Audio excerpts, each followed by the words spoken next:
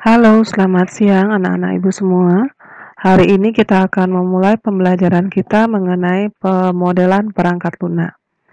Untuk itu, mohon disiapkan diri kalian dengan baik untuk menyimak materi yang ibu sampaikan. Oke. Tujuan kegiatan pembelajaran.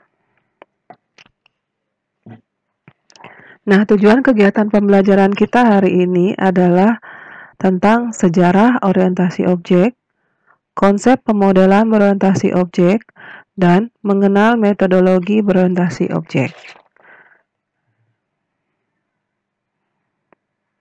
Oke, kita akan masuk ke konsep pemodelan itu sendiri.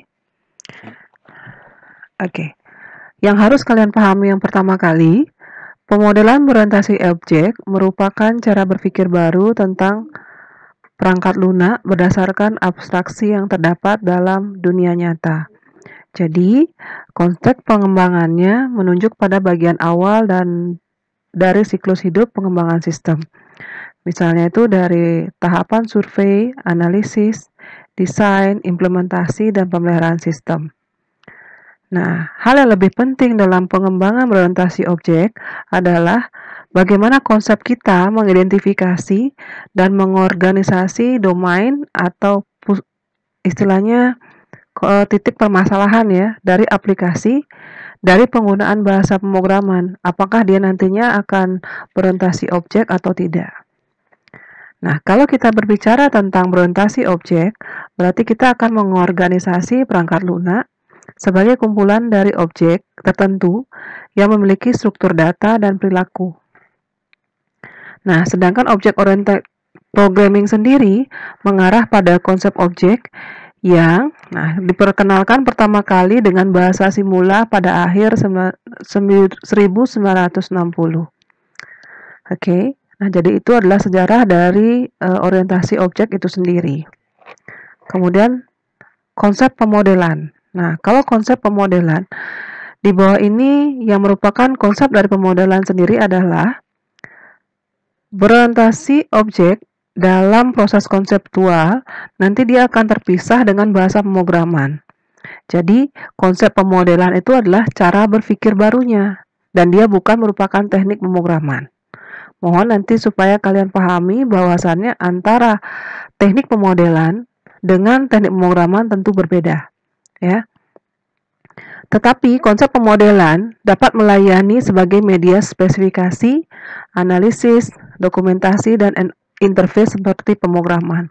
Jadi dengan konsep pemodelan kita bisa menjadikannya informasi tentang dokumentasinya nanti seperti apa, bentuk analisisnya, interface-nya. Nah, mirip seperti pemrograman.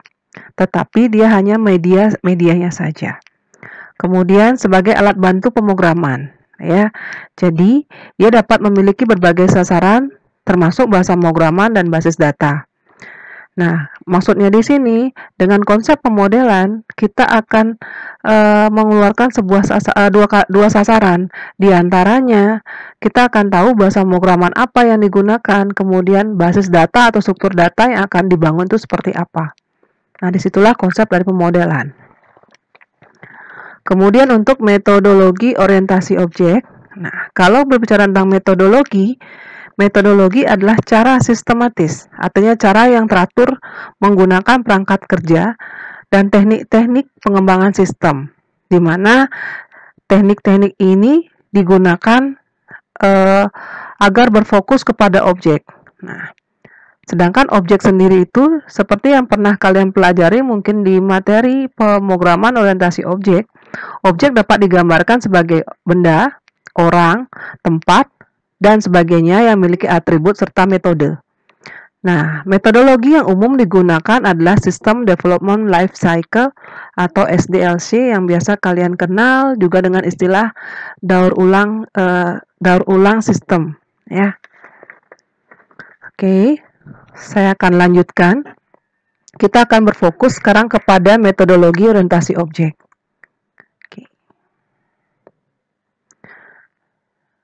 Nah, di sini dalam metodologi orientasi objek, kita akan melihat urutan-urutan kerjanya Artinya daur hidup pengembangan sistemnya itu seperti apa. Yang pertama itu ada tahap analisis. Nah, jadi tahap analisis dimulai dengan menyatakan suatu masalah. Jadi, dia akan membuat sebuah model situasi dari dunia nyata dan menggambarkannya ke dalam sifat-sifat penting.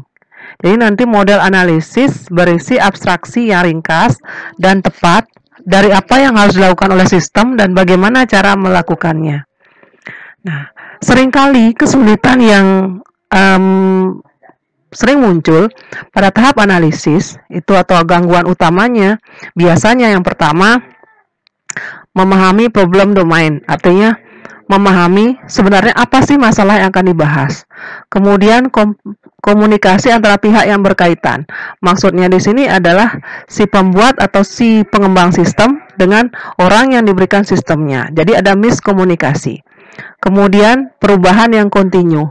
Jadi karena kebutuhan request dari kebutuhan user berbeda terus ya, tidak pasti, artinya bertambah setiap ada hal-hal baru dia akan menambahkan update fitur baru seperti itu. Nah, yang terus akan berubah sehingga menyebabkan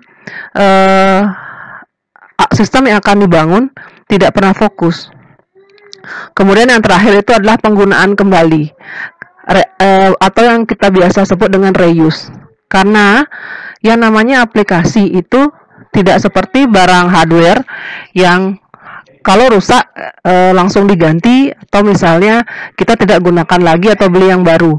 Tetapi kalau menggunakan aplikasi, minimal aplikasi itu akan selalu dikembangkan. Misalnya sekarang menggunakan bahasa pemrograman struktur, nanti bisa dia dikembangkan dalam aplikasi pemrograman objek dengan alur yang masih sama. Nah, seperti itulah fungsi dari reuse atau bisa digunakan kembali. Kemudian tahapan berikutnya itu adalah desain. Nah, kalau desain model berdasarkan model analisis tetapi berisi detail implementasi. Nah, kalau di fokus dari objek desain adalah perencanaan struktur data dan algoritma yang diperlukan untuk implementasi kelas. Maksudnya di sini adalah saat tahapan analisisnya sudah pasti, sistem yang dikembangkan sudah jelas, maka mulailah seorang objek designer mulai merencanakan struktur datanya seperti apa. Artinya kebutuhan basis data yang diperlukan itu seperti apa. Kemudian algoritma atau alur-alur dari sistem tersebut. Nah, yang digunakan nanti untuk mengimplementasinya ke dalam kelas-kelas. Seperti itu. Kemudian tahapan yang terakhir itu adalah implementasi. Di mana tahapan implementasi adalah tahapan di mana kelas, kemudian objek, dan relasinya dikembangkan dalam tahap objek desain. Nah, kemudian dikembangkan atau diterjemahkan ke dalam bahasa pemrograman. Nah, jadi tahapan implementasi ini sudah ujung akhirnya itu nanti akan ke dalam bahasa pemrograman. Tetapi mohon diperhatikan saat menentukan bahasa pemrograman, pastikan karena kita menggunakan metodologi orientasi objek, tentu bahasa pemrograman yang digunakan adalah pemrograman yang berorientasi objek. Oke. Untuk metodologi sudah paham sampai di situ ya. Jadi bagaimana tahapan-tahapan orang mengembangkan sistem dari tahapan analisis, desain, dan implementasi. Oke. Selanjutnya kita belajar sekarang karakteristik metodologi berorientasi objek. Mungkin kalian sedikit berpikir ya, kok sama sih dengan materi pemrograman berorientasi objek? Jawabannya tentu saja sama. Nah, perbedaannya, kalau pemodelan kita belajar konsep teorinya, kalau di pemrograman berorientasi objek kita menerapkan teori yang kita peroleh di pemodelan berorientasi objek. Jadi kita mengimplementasikan seperti tadi, objeknya siapa, kemudian kelas-kelasnya seperti apa, atributnya, kemudian behaviornya atau perilakunya, itu yang kita terapkan ke dalam bahasa pemrograman nantinya. Kemudian kita akan lanjut ya ke metodologi berorientasi objek atau karakteristik metodologi berorientasi objek. Nah, yang pertama ada enkapsulasi atau pengapsulan. Jadi enkapsulasi ini adalah dasar untuk pembatasan ruang lingkup program terhadap data yang diproses. Nah, maksudnya di sini adalah adanya penyembunyian informasi yang tidak perlu diketahui pengguna. Jadi ada beberapa prosedur-prosedur yang tidak perlu diketahui oleh pengguna. Nah, contohnya seperti ini. Saat kita menggunakan ATM, tentu ada validasi ya, yang namanya pengecekan validitas kartu. Jadi ada kecocokan PIN yang dimasukkan, kemudian koneksi ke database server, dan lain-lain. Nah, hal-hal itu tidak perlu kita ketahui. Cukup hanya sistem yang mengetahui, ya. Artinya di sisi anggota pengguna, dia hanya akan tahu bahwa PIN-nya sudah sesuai, dia sudah bisa mengakses ATM-nya. Tapi prosesnya dia tidak perlu tahu. Nah, seperti itu. Jadi ada beberapa program-program, kemudian perintah-perintah yang tidak bisa diakses oleh pengguna lain. Nah, seperti itu. Kemudian tahapan yang kedua dikenal dengan nama inheritance atau pewarisan. Nah, inheritance atau pewarisan adalah teknik yang menyatakan bahwa anak dari objek akan mewarisi data atribut dan metode dari induknya secara langsung. Jadi, inheritance mempunyai arti bahwa atribut dan operasi yang dimiliki bersama di antar kelas yang mempunyai hubungan secara hierarki. Artinya, misalnya begini, saya contohkan. Sebuah kelas ada tabungan, ya. Tabungan ini kan memiliki turunan. Ada deposito, ada kartu kredit. Kenapa? Karena saat seorang nasabah membuat sebuah nomor rekening, otomatis yang dia buat rekeningnya adalah rekening tabungan. Nah, data di dalam rekening tabungan ini bisa dia akan gunakan untuk data depositonya, kemudian dia bisa melakukan pengajuan kartu kredit dengan menggunakan satu nomor tabungan. Nah, seperti itu. Jadi semua data-data yang ada di buku tabungan atau di data tabungan, maka si kelas deposito dapat mengaksesnya. Kemudian si kartu kredit juga bisa mengaksesnya, informasi mengenai data si pemilik tabungan. Nah, seperti itu. Nah, jadi itu untuk yang inheritance atau pewarisan. Oke. Jadi nanti kalian mungkin akan mengenal istilah subclass, kemudian superclass. Nah, nanti itu mungkin lebih banyak dibahas di pemrograman berorientasi objek ya. Nah, berikutnya yang terakhir itu ada polimorfisme. Adalah aksi yang sama dapat dilakukan terhadap beberapa objek, tetapi menghasilkan respon yang berbeda. Nah, misalnya begini. Sebuah instansi ya memiliki pegawai, ada pegawai tetap, ada pegawai per waktu, ada pegawai yang misalnya temporer, artinya tidak pasti. Nah, pada saat bagian bendahara akan mencetak gaji, dia akan melakukan perintah cetak gaji di bagian aplikasi. Nah, saat dicetak gaji, tentu penghasilan setiap pegawai tidak sama ya. Misalnya antara pegawai tetap dan pegawai paruh waktu tentu tidak menghasilkan gaji yang sama. Itu maksudnya. Jadi ada pesan, tolong dong cetak gaji. Saat hasilnya keluar, saat responnya keluar, bisa jadi berbeda karena status pegawainya berbeda. Ada pegawai tetap, ada pegawai paruh waktu. Nah, seperti itu. Paham dulu ya untuk enkapsulasi, inheritance, kemudian polimorfisme, perbedaannya. Oke, kita lanjut ke materi berikutnya. Nah, tentang objek. Nah, objek, ciri-ciri objek. Objek merupakan kombinasi antara struktur data dan perilaku suatu entitas, serta mempunyai nilai tertentu yang membedakan entitas tersebut. Nah, ini adalah contoh entitas. Ciri-ciri objek. Dia memiliki identitas. Dia memiliki klasifikasi. Dia memiliki kondisi atau state.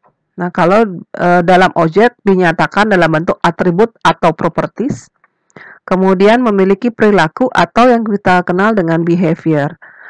Nah, perilaku objek yang dinyatakan dengan operasi atau cara objek bertindak dan memberikan reaksi. Nah, seperti tadi, saat cetak gaji nih, ternyata pegawai tetap sama pegawai paruh waktu memberikan reaksi tetapi hasilnya berbeda. Nah, modelnya seperti itu.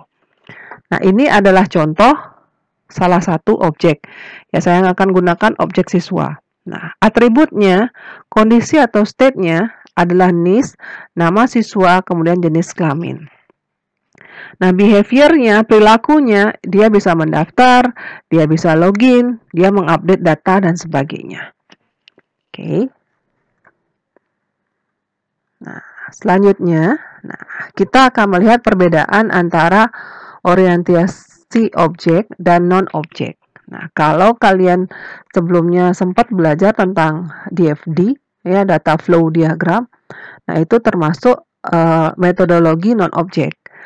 Nah, materi yang akan kita pelajari nanti, kita akan menggunakan tools UML atau Unified Modeling Language.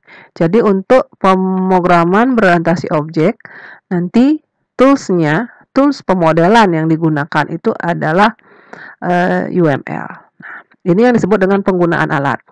Perbedaan metodologi non-objek menggunakan beberapa alat untuk menggambarkan model. Jadi, modelnya menggunakan data flow diagram atau DFD, IRD atau Entity Relationship Diagram, atau IRD yang kalian kenal di basis data. Kemudian ada struktur chart, ya. Jadi ada diagram struktur.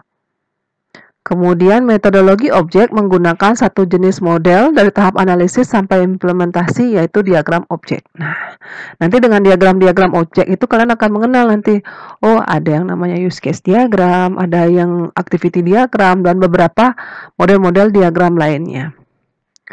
Kemudian perbedaan yang kedua dilihat dari data dan proses.